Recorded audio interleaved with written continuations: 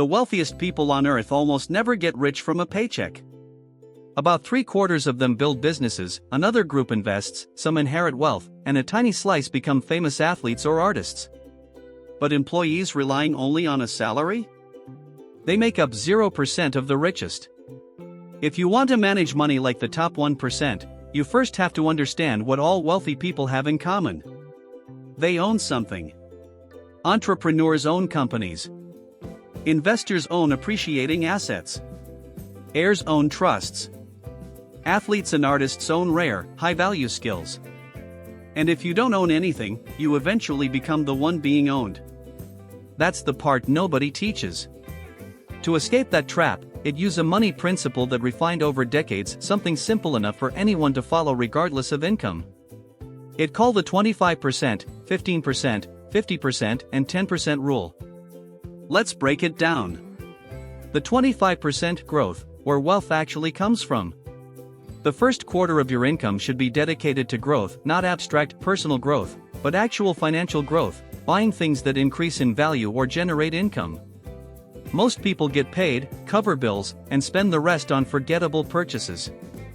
That's why they stay stuck. The system is built to keep people comfortable just long enough to empty their bank accounts every month, trapping them in a cycle of permanent dependence. The way out is to let your money work harder than you do. Assets like index funds, real estate, skills, business ventures, and high-growth opportunities silently build your future while you go about your life. The earlier you begin, the more dramatic the results. Even small amounts snowball over decades thanks to compound growth. Investing $200 today is more powerful than investing $300 10 years from now. Starting early isn't just helpful, it's the entire game.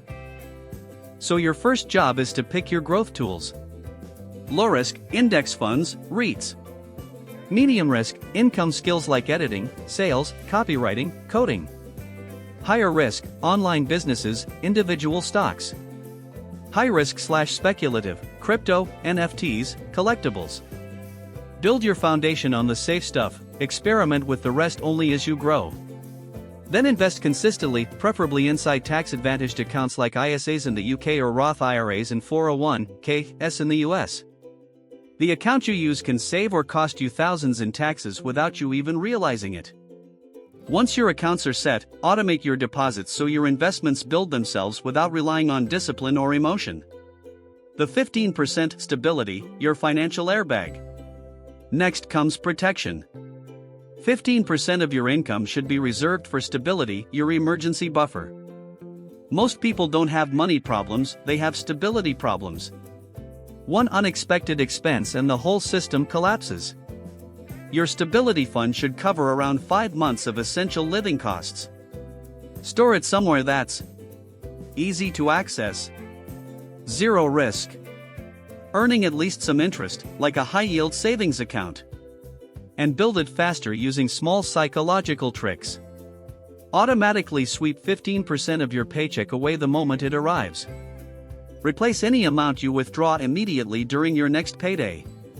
Use round-up savings and cashback to boost it without feeling the pain. Once it's fully stocked, you can redirect this money toward growth or rewards later. The 50% essentials, the hidden wealth killer. Half of your income should cover your true essentials, and it means actual essentials: housing, food, utilities, transportation, insurance, basic clothing. Not takeout. Not streaming subscriptions you forgot about. Not "I deserve this" impulse purchases. Even people earning 6 figures end up broke because they mistake luxuries for necessities. It's easy to look successful while quietly drowning in payments. To keep your essentials under control. Renegotiate rent whenever you can. Consider house hacking. Avoid new cars, buy reliable used ones. Question every expense with a simple system. Is it an impulse? Will I still want it in 7 days? Am I paying for the brand or the value? Will this actually improve my life? Systems beat willpower every time. The 10% reward, the part everyone skips. The final 10% is for enjoyment, guilt-free. Most people skip this and end up binge spending because saving starts to feel like punishment. This small portion is what keeps your entire financial plan sustainable long-term. It's your mental recharge. The key is using it intentionally, not mindlessly. You can spend it on anything that genuinely brings you joy: experiences, hobbies, holidays, or a treat you look forward to. The rule exists so your progress doesn't feel like a grind. The bottom line. This rule: 25% growth, 15% stability, 50% essentials, 10% reward isn't about restriction. It's about building a life where you don't depend on your next paycheck to survive. It works even with a small income. It scales as you increase your earning power. And it shifts you from consumer to owner, the mindset of the 1%. If you enjoyed this video and learned something new, hit like, subscribe, and drop a comment. Thanks so much for watching.